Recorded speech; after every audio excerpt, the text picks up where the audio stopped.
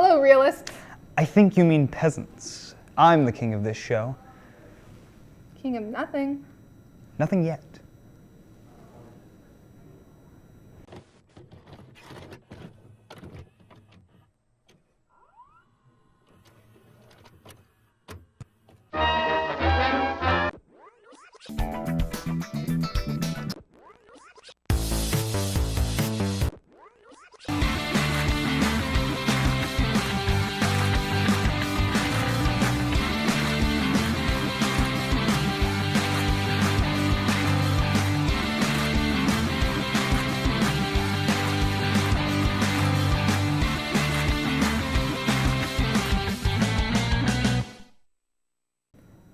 Welcome back to The Real Deal, Ball State's premier entertainment news show. I'm your host, Anastasia Scott. Hear ye, hear ye. Thou'st is your home cometh king, Tyler Landis. Are you some Shakespearean king or something? I am just liketh King Lear. Yeah, I can see it. Tragic. Yea, I hast a pillow fort, yond rivals all others in tis nation. Kind of like that blanket fort that Troy and Abed fight for. Oh, I love Community. Parker. So far this semester, I've been a little too busy to sit down and watch movies or shows like I used to. Between my busy schedule, I just don't have much time to sink 2 hours or even 30 minutes in. That is, however, if it's a little show called Community. Admittedly, I'm a little late to the party. Community's 6th and final season aired in 2015 on the memorable Yahoo Screen, which, if you've understandably never heard of, was Yahoo's extremely short-lived attempt at a streaming service, which is a massive disappointment since the show was a masterclass in variety and never getting stale. Community brought to the TV something that I've never seen before. No 2 episodes were the same. While they featured the same lovable cast, each episode could play out completely differently. In one season, you could go from paintball fights, a school-wide search for a monkey, to becoming Jesus by filming a documentary. Each episode is so widely different that I never had the need to go searching for another show to scratch that genre itch. The massive bonus too is that with each episode, you'll see all the characters grow at the end by just a little. By the end of the show, you feel like a part of their study group, which is why the rotating genre of the show works so well. It doesn't matter how much you change the show, as long as the characters stay true and focus is put into the quality of the writing, it'll always succeed. And I honestly think that's where the show became a cult classic. Dan Harmon, the showrunner of Community, is an absolute genius, which is not surprising when he went on to much greater success with Rick and Morty. The history of Community really shows exactly what I'm talking about. The first couple of seasons had a steady stream of quality coming out of each episode until Dan Harmon was kicked off the show for the season 4. After that horrible decision, the show's quality took a huge dive. NBC gave the reins to a pair of showrunners that had absolutely no idea what made Community so great. And unfortunately, that one mistake spelled the end for Community. While Dan Harmon eventually returned to the 5th season, the show just never got the same viewer numbers as it used to. The downhill spiral led to the show being canceled on NBC, only to be picked back up for season 6 on Yahoo, which, as I mentioned earlier, nobody heard of. It's really sad too, because the 6th season was actually pretty good, but nobody ever heard of it. There, the show got its final nail in its coffin with the rest of Yahoo's streaming service. So the show will only get reruns and live on in the active fan base's heart. But there are talks of a revival. The phrase 6 seasons in a movie became the slogan for Community and their fans. Dan Harmon let in passing that he has plans for a movie, but nothing substantial has ever came up for it. Until then, the cast of Community is just gonna have to wait. If that is, they even get the cast back together for a movie. Since the show ended, members like Donald Glover and Alison Brie have found their own massive success in their rap careers and various projects, or shows like Glow and BoJack Horseman. If there's anything to learn from Community, it's to focus on your show's characters and writing. Every episode of Community was just a parody of some genre trope or another, but each episode never felt like it. Because the cast and characters perfectly melded into their roles, everything felt as serious and hilarious as the show needed. Even though the show has ended, I still feel like I'm a part of their community. See you later. I'm Parker Carlson. Thank you, Parker, for the illustrious segment. I am back from my conquest around the known world, from Barcelona to Cleveland. You mean Barcelona? That is what I saith. Barcelona. What is up with the Spanish accent? Catalan accent. You wouldn't understand. So I guess you've been listening to a lot of Spanish music then. Catalan. But yes, I also loveth Shakira, Ricky Martin, and La Cucaracha. Okay, let's have someone with a refined taste talk about Spanish music. Take it away, Robert. Benito Antonio Martinez Ocasio worked as a supermarket bagger while studying audiovisual communication at the University of Puerto Rico. Releasing Latin trap music independently on SoundCloud, Ocasio gained popularity under the name Bad Bunny after his song Diles reached the ears of DJ Luyan, who ended up signing the young trap star to his label. The deal allowed Bad Bunny to network and become familiar with other Latin America stars, featuring on Becky G's Mayores, collaborating with J Balvin and Prince Royce on Sensualidad, and finding himself on the remix of Te Bote with Ozuna and Nicky Jam, have contributed to Bad Bunny climbing the Latin charts, racking up 4 billion Spotify streams and attracting the attention of hip-hop stars Cardi B and Drake. Cardi B featured Bad Bunny on her song I Like It, which became one of the most popular songs of the summer. Back in the beginning of the year, Bad Bunny posted a tease on his Instagram of a new song with Drake, although little was known about the superstar's involvement.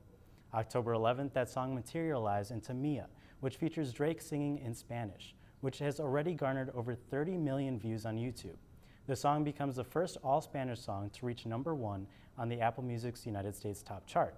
It was just 1 year ago when Despacito was a mega hit, where you couldn't go anywhere without hearing the infectious hook by Luis Fonsi and Daddy Yankee rapping the fast-paced verses. That song now has 900 million streams, and the Justin Bieber remix has over 1 billion.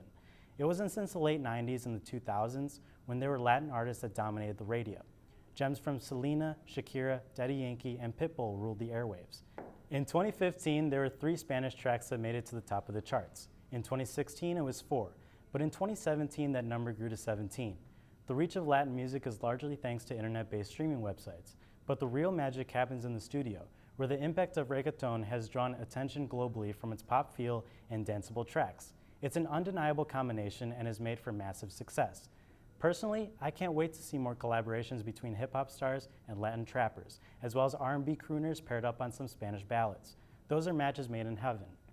Gracias para el Real Dios, soy Roberto Luis Segovia. Thank you for that wonderful segment, Robert. Can I speaketh thy Shakespearean language too? I saith nay. I'm running for homecoming king, and thou shalt just mess it all up. You don't need any help messing it all up. Mine own subjects shall hast the final saith. Subjects. The only subjects you have is your mom? Yond west weak, co-equal for thee base bloweth. Everyone in my family turns into a nutcase this time of year. Yeah, I mean, your grandmother is Laurie Strode. She was almost murdered. Wasn't it her brother who murdered all those babysitters? No, it was not her brother. That's something that people made up. Do you know that I pray every night that he would escape? What the hell did you do that for? So I can kill him. Garden Heights. Mama and Daddy says our life is here because our people are here. We got Mr. Rubin's Barbecue, Mr. Lewis's Barbershop, and Daddy's Store.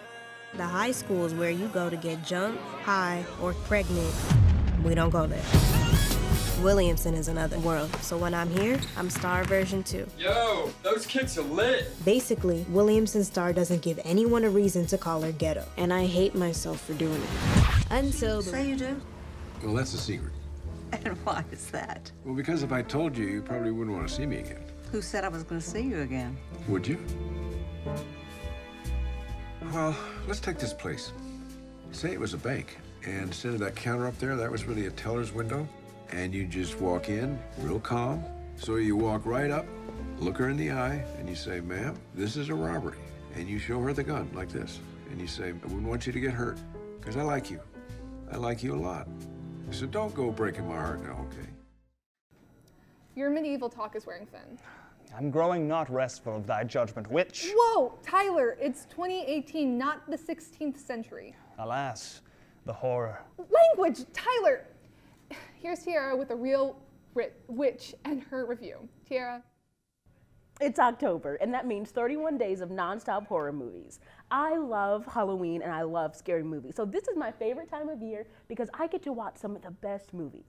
One of the movies I've seen this month is a film from 2015 called The Witch. And considering how much I enjoyed it, it might become one of my new favorites. The Witch is the directorial debut of Robert Eggers, and it stars Anya Taylor-Joy, Ralph Ineson, and Kate Dickie. The Witch centers around a Puritan family in the 1630s. They've just been banished from their Puritan plantation, and they begin to rebuild their lives near a forest far from their previous town. Almost immediately, strange things begin to happen once the youngest member of the family, a baby named Sam, goes missing. The father, William, tries to convince the family that a wolf stole Sam, but Mother Kate is inconsolable as the rest of the family, which also includes fraternal twins Mercy and Jonas, eldest son Caleb, and eldest daughter Thomasin, is slowly driven apart by the seemingly supernatural force, the titular witch. This film is so intense, you wouldn't expect much from a movie about 1630s village people, but what makes The Witch so captivating is how much you believe what's happening. This family is so devout in their beliefs that every moment something that could be perceived as satanic happens, you worry about this family a little bit more because this is what they truly fear. Now, I won't spoil anything for viewers at home, but what I will say is that Anya Taylor-Joy is the standout of this film. You understand her plight as a teenage girl in a world where young women were persecuted for being witches as her family cast suspicion onto her.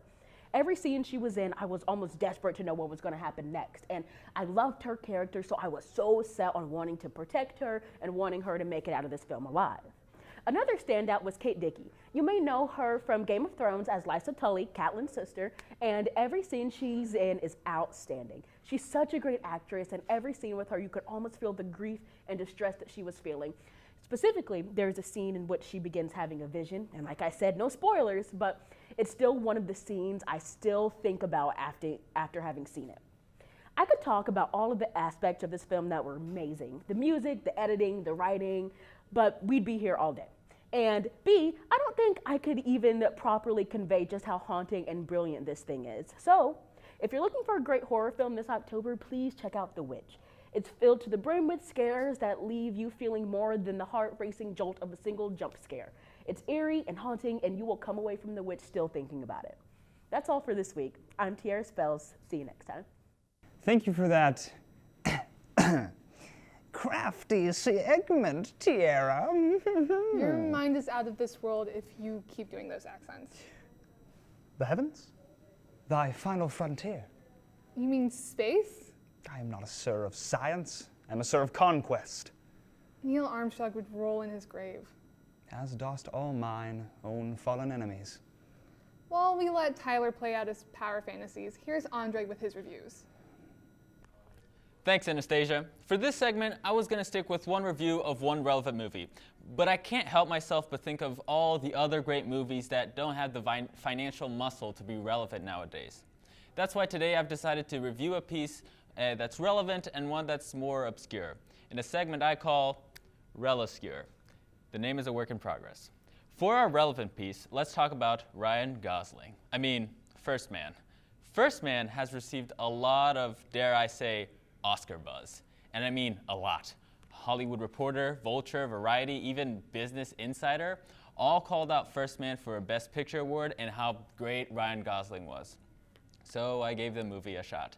And I've got to say, Ryan Gosling was pretty great in it, but everything else, that is the cinematography, writing, directing, is what makes this movie so powerful and engaging. The writing contains proper and specific stakes to the character that systematically build up to the climax. It has one of the most satisfying payoffs I've seen. The directing and sound design make the stakes real even though it's history and you already know what's going to happen. And the cinematography is stellar. Excuse the pun, there's no other way to put it. And Gosling is like really hot and also really good in that movie. But he does not make the movie, not even close. Go check it out for yourself. First Man is out in theaters right now. Now, onto something people aren't as familiar with. If you go to Ball State, or most universities with a video production program for that matter, you most likely have access to Kanopy. Kanopy is an online streaming service just like Hulu or Netflix, but they focus on classics, documentaries, and indie films. So if you have it, go use it. I recently watched Tehran Taboo on Canopy. Nominated for the Golden Camera at the Cannes Film Festival and winner of the Best Debut by the Jerusalem Film Festival, Tehran Taboo gives us a unique glimpse into a world we are all too unfamiliar with. Tehran Taboo is an animated film that follows the lives of multiple characters that intertwine as they struggle to live under a strict religious rule in Tehran, Iran, and highlights the hypocrisies of the system they live under. Yes, this is a movie you have to watch with subtitles, but I promise you will be hooked before the title sequence even appears 5 minutes into the story. The lives of these characters take constant twists and turns that spare no one, and the animation is unique and the story is gripping and brutal. The animation very cleverly allows the story to go anywhere and everywhere in a world where shooting that type of content would see them imprisoned by religious police. Not only that, but the animation also allows the filmmakers to create surreal effects and moments true to the experiences of the characters. What shocked me the most is that the world those characters live in is very real, despite being an animation. And I've come to realize just how ignorant we all like to be to countries that we like to forget exist. That's it for my relevant and obscure review. I'm Andre Guima. Back to you guys. Thank you, Andre, for that literally stellar review. And now it's time for our shameless plug. This week we've got Rental Breakdown with our lovely Caitlin, Rob White, and Logan, and of course, me. Stay tuned after this break. So the movie that we had today was America 3000. We got Bean Boozled. He's messing up just this. Oh God. Oh. That's so savory. Oh, I got death first. Your queen has returned. Colors thee. The only queen I recognizeth is Freddie Mercury. Please tell me you sing Bohemian Rhapsody with that accent. Happily I shall. Happily I won'teth. I'm gonna have to put an end to this. Don't stop me now. I'm not having a good time. You're making me feel like I'm under pressure. I'm about to have a sheer heart attack. Tonight, I'm gonna have a good time while Landon gives us his top 5. 2018 has been one heck of a year for movies, with such titles as Hereditary, 8th Grade, and Sorry to Bother You. As the year comes to a close, there are still so many great titles to come. So I've comprised a list of my personal top 5 most anticipated movies to come before the year's out.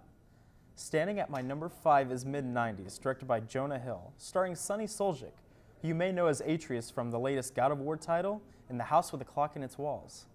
This movie is about a boy named Stevie who lives a rough life in LA, but finds refuge with a not-so-good group of friends. The movie does explore some very dark themes and may not be for everyone. This movie is Jonah Hill's directorial debut, and I cannot wait to see what direction he takes it in. The movie will hit theaters on October 19th. And at number 4 is Bohemian Rhapsody, directed by Bryan Singer, but later was taken over by director Dexter Fletcher. The film stars Rami Malek as Freddie Mercury, Lucy Boynton as Mary Austin, and Mike Myers as Ray Foster, alongside many more talented actors and actresses. This biopic movie shows the many events that the legendary band Queen went through leading up to the famous Live Aid concert. According to the early reviews, the movie has some ups and downs, but Rami Malek as Freddie Mercury is completely spot on, and I cannot wait to see him in action. I'm a big fan of Queen and very excited for the movie's release on November 1st. And currently at my number 3 is Overlord, directed by Julius Avery. A new and rising director. The cast consists of some new faces as well as a few well-known actors and actresses such as Wyatt Russell, Bokeem Woodbine, and Ava Magyar. Overlord is about a small group of American paratroopers who drop behind enemy lines on D-Day only to discover a horrifying Nazi experiment. The movie is said to have a lot of blood and gore as well as strong dark themes, so it may not be for everyone. Producer J.J. Abrams has almost always delivered great movies, and seeing him team up with a new director makes me even more interested in the movie. Overlord is set to release on November 9th. And now at number 2 is Halloween, written and directed by David Gordon Green and Danny McBride. This movie is a direct sequel to Halloween 2, skipping over the various other Halloween movies. The movie stars Jamie Lee Curtis as Laurie Strode, a surviving victim of Michael Myers. It's been 40 years since the last attack on Laurie, and Michael Myers, after being taken to a secure institution, is being transferred when he escapes to come after Laurie for one final confrontation. Though there have been some pretty bad movies since Halloween 2, it looks like they're going to finally take the franchise in the right direction. Halloween releases on October 19th. And finally, my #1 upcoming movie this year is Spider-Man: Into the Spider-Verse, directed by Bob Persichetti and Peter Ramsey. This animated movie has a star cast of Haley Steinfeld, Nicolas Cage, and John Mulaney, as well as many other great actors and actresses. This movie will finally tackle the multiverse of the Spider-Man comic books and combines the parallel universes of the many different types of Spider-Man. Heroes such as Gwen Stacy, Spider-Man Noir, Spider-Ham, and many other types of weird Spider-Man take on villains such as Prowler, Kingpin, and Goblin. I've been waiting so long for the Spider-Verse to finally come to the big screen, and everyone will finally be able to see it on December 14th. That's my top 5 most anticipated movies up until the end of this year. Be sure to catch each of these movies, if you want, of course. I'm Landon Corbin, and I'll see you next time. Thanks, Landon, for a wonderful segment. Speaking of queens, I think I'll run for homecoming queen. Nay, this is mine own kingdom. Baldeth stateth belongeth to me. We have our top candidates for who should be queen. Sierra has her owneth top 5 queens in Hollywood. Sierra? The warm weather is leaving, which means, yes, cold weather, but more importantly, staying inside and watching your favorite films. Now, everyone has their preferences on what they like to watch and who they like to watch. So today I'm going to list my top 5 favorite female actresses in the lead roles that made them mean so much to me today. Number 5 on the list goes to the beautiful Chloe Grace Moretz. Chloe stars in Carrie, Kick-Ass, The Fifth Wave, If I Stay, The Equalizer, and many more. Chloe's lead role in If I Stay has to be my favorite. Not just because the movie was cute and romantic, but because it showed a different side of Chloe's acting abilities. She's amazing at action, horror, and drama, but I love the fact that she can be versatile by being the relatable teenager. Coming up next as number 4 is Shailene Woodley. You may have seen her in the Divergent series, Fault in Our Stars, or The Spectacular Now. Shailene's lead role in Fault in Our Stars, I believe, made her whole career. Yes, in Divergent, she defied the odds by being the underdog that came and dominated everyone, but Fault in Our Stars had me in tears for months, wishing I had a cute love story. The movie was so inspirational because she showed that even people who battle cancer can have love and are still beautiful. Even the fact that she cut her hair for the role shows her commitment. Number 3 on the list goes to my girl, Zoe Saldana. Zoe has starred in movies like Guardians of the Galaxy, Avatar, Columbiana, and Star Trek. Because of Columbiana, I grew a passion for lead female roles in action movies. The movie is about a girl whose parents were killed in front of her and caused her to become an assassin on the hunt for revenge. Laugh if you want, but I felt like I too was an assassin after watching this. Zoe has that kind of effect where you start to feel like you're her, because with Avatar, I was ready to hiss at people and throw torches at my enemies. This brings me to my next ranking. Number 2 must go to Angelina Jolie. If you don't know Angelina, which I don't know how, then maybe these films will ring a bell. She's starred in Mr. and Mrs. Smith, Wanted, Maleficent, Salt, and much more. But you get the point. Angelina is hands down the best female to do action movies. She brings this edginess along with her beauty that makes every action movie all the more fun to watch. One of my favorite scenes by her has to be in Wanted, when she has a shoot-off and ends up on the hood of the car shooting at the enemy.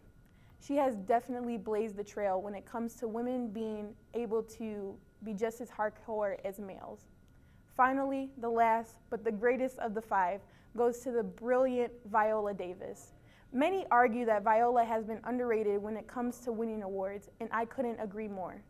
Viola has starred in Suicide Squad, The Help, Fences, and How to Get Away with Murder. Viola has many great movies, but my favorite has to be her lead role in How to Get Away with Murder. Viola defied the odds for Black women with her role as a successful professor and lawyer. The plot of the TV show already makes you want to watch it, but we get to watch as Viola saves everyone else while she falls apart. This concludes my top 5 female actresses. I hope you all enjoyed watching as much as I did explaining. Back to you, Anastasia. Thank you, Sierra, for that great look into our favorite Hollywood idols. The votes are in. Here ye are the results. Readeth the results, Anastasia. Good news or bad news, Tyler? Good newseth, wench. I got Homecoming King. What? And what did I get? You got a Homecoming Jester. Oh, man. Why would my subjects want me as a jester? I didn't know that was a thing. Probably that stupid way you're talking. Oh, well. Stay tuned for final words.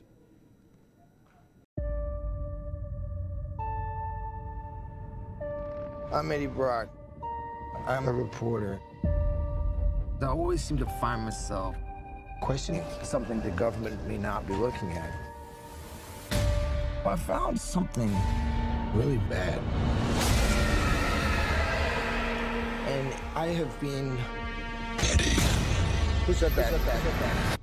Taken. Almost every single person has told me they liked the way I sounded, but that they didn't like the way I look. I think you're beautiful. Hey. What? I just want to take another look at you.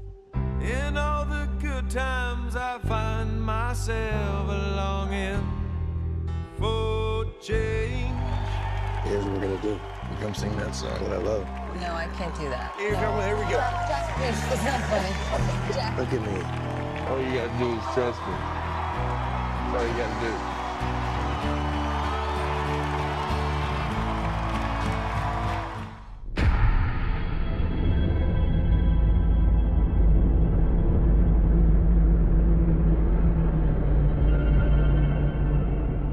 Are you sure?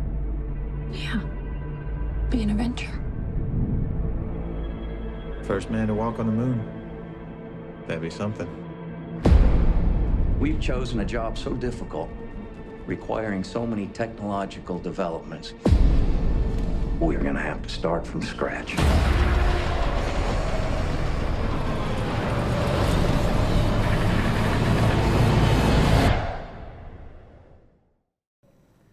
Due to the fact that it's getting closer and closer to Halloween, I wanted to continue to recommend some spooky films. And when I say spooky, I do not mean scary in this instant. I mean spooky.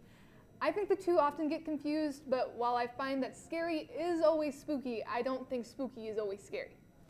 Anyways, if you haven't seen any film by Laika Studios, you need to.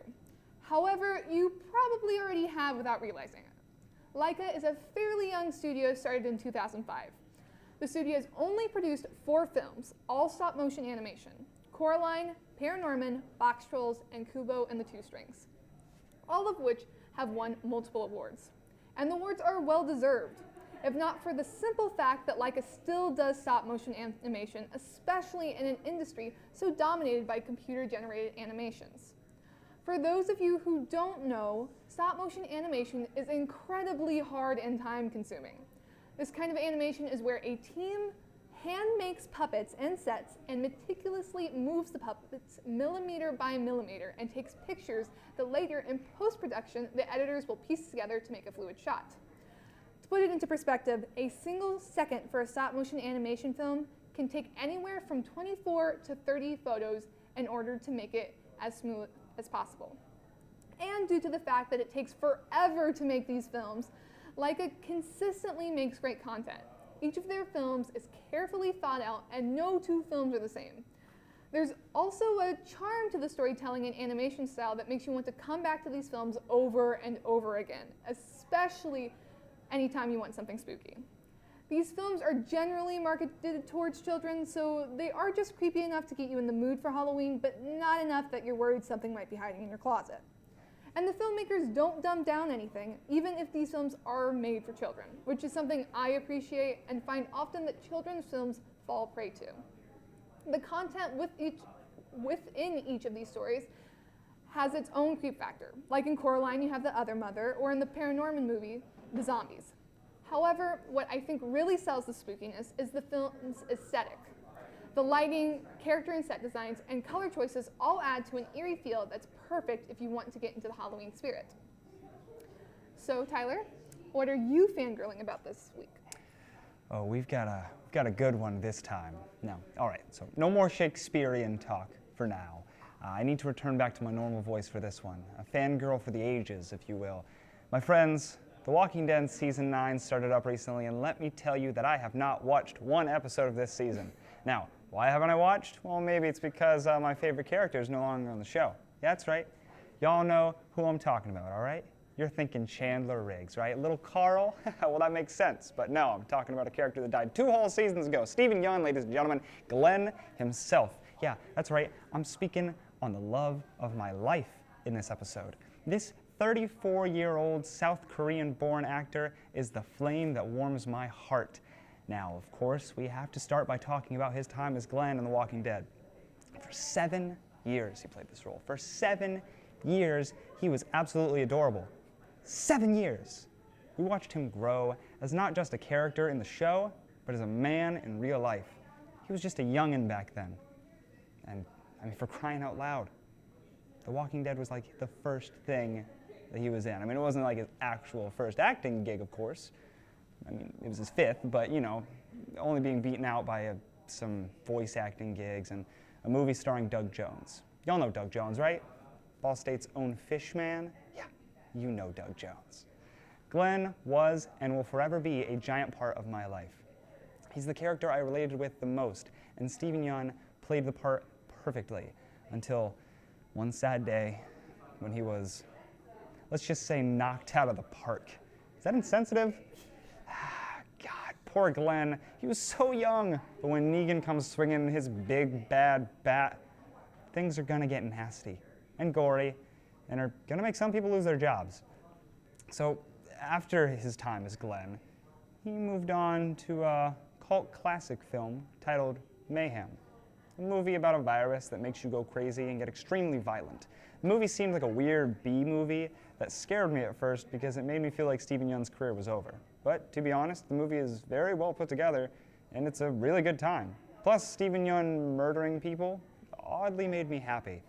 The movie wasn't for everyone, but it did, as I say before, become a cult classic. And let me tell you, I'm in that cult. Now, from one strange movie to a really strange one called Okja, which, if you haven't seen Okja, go watch it. It's on Netflix, and it's a heck of a time. While Stephen Yeun is not the starring role, he does have a pretty big supporting role, and seeing his face once again makes me so happy. Anyway, I don't want to tell you anything about this movie. If you haven't heard anything about it, it's just very strange, and it's something that you just need to watch with absolutely no context. Now, while getting into these movies, he also spent some time voice acting on one of my favorite shows of all time, Voltron. Playing the mullet-wearing, angst-filled Keith, he once again stole my heart, and it just goes to show that I don't need to see his face to fall in love. My God, this show is fun, and the animation and voice acting, and honestly every bit of production put into this thing, so high. The character of Keith is so real and has flaws, just like us normal everyday humans, and it just goes to show that just because you are a defender of the universe, it doesn't mean that you're perfect. Except he is, because he's Stephen Yeun, and Stephen Yeun is perfect. Anyway, I feel like I need to stop talking before I get a restraining order, or once again get blocked on Twitter. So on that note, Stephen, I love you, and your wife, and your baby. Stay happy, stay healthy, and stay perfect. And that's a wrap. Thank you for watching. If you want more from us at The Real Deal, head on over to our website, Facebook, and Twitter pages for news and updates on all things entertainment. I'm Tyler Landis. And I'm Anastasia Scott. See you next time on The Real Deal.